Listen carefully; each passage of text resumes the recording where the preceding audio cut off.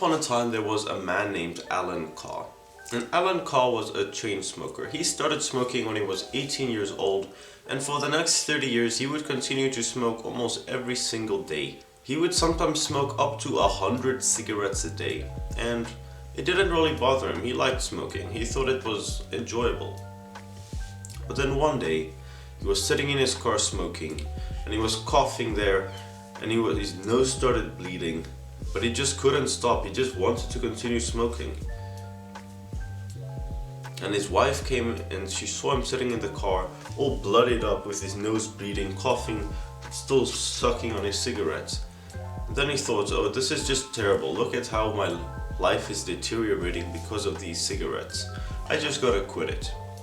So he decided to go to a hypnotherapist that day. And he went to the hypnotherapy session. And the ladies there talking to him, putting him into hypnosis, telling him about how bad nicotine or how bad cigarettes are for him.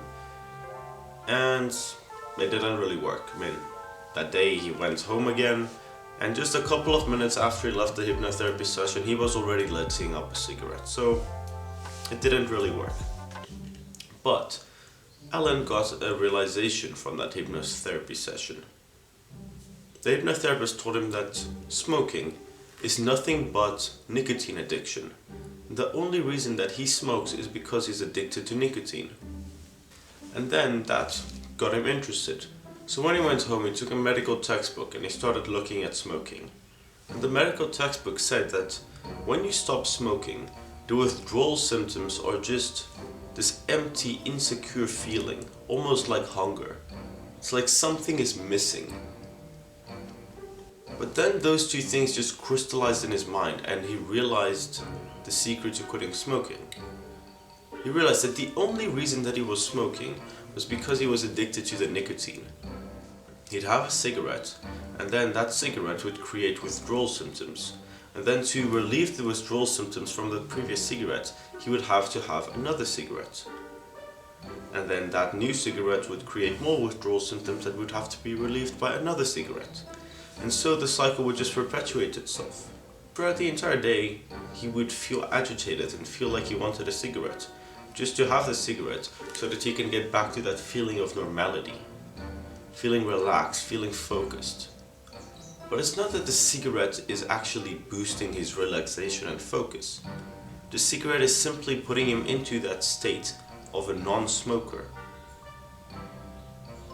So smokers spend their entire life just trying to attain the state of a non-smoker.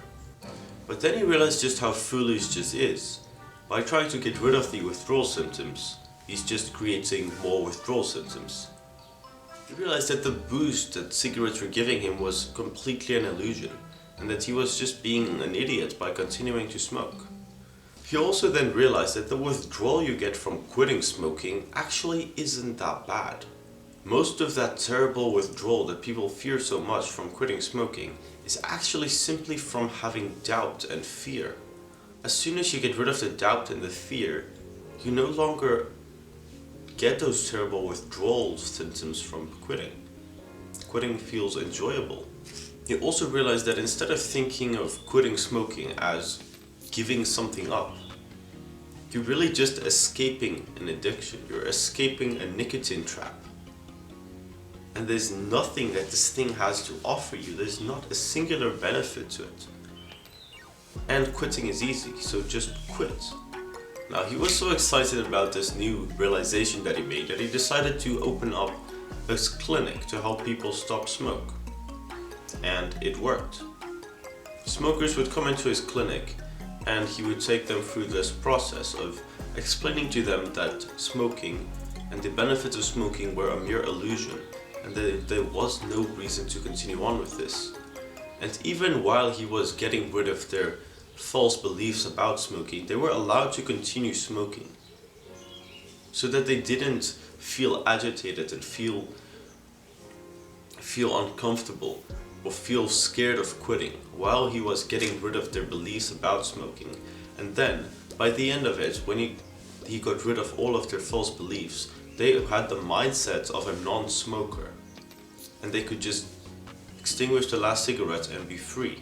But how effective was the strategy really? 30 to 50% of American smokers try to quit every year, but only around 7.5% of them manage to quit for 6 to 12 months. But Alan's strategy had a 90% success rate over the course of the first 3 months of quitting, and still a 50% success rate over the course of 12 months. So where other strategies like using nicotine patches and hypnotherapy and needling had a 7.5% effectiveness, his strategy had a 50% effectiveness without using any medication, without using any nicotine replacement therapy or anything like that.